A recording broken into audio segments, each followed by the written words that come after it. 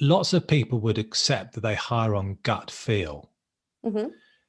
And I guess that's something that companies need to be aware of, and they need to understand the risks of taking that approach. What counsel have you got for businesses that go, you know what, Kate, that's all very well, but we don't have the time to do 3.5 hour interviews. We don't have the budget to run them.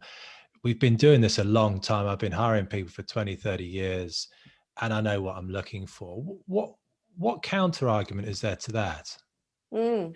Well, just to mention that it doesn't always have to be up to 3.5 hours. So, Sure. this is quite a nimble process, and we do adjust them to make sure that it's not going to be too heavy for a client.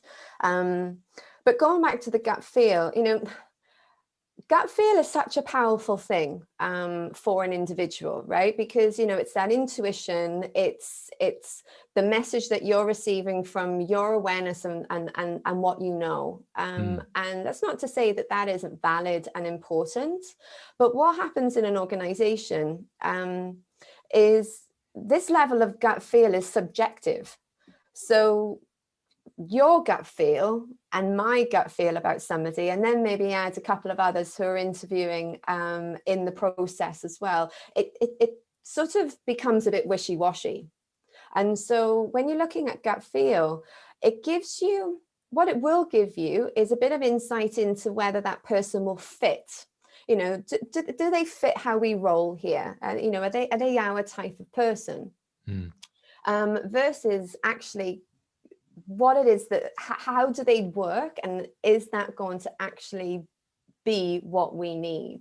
There isn't evidence on gut feel, and the CV is definitely not evidence on what someone can do. So you do need to peel back the layers to really understand the person in further and more, to be able to take yourself from what I'd say is a reference point and an important to have, versus something that is essential to really validate what it is that you're doing with senior people in your organization.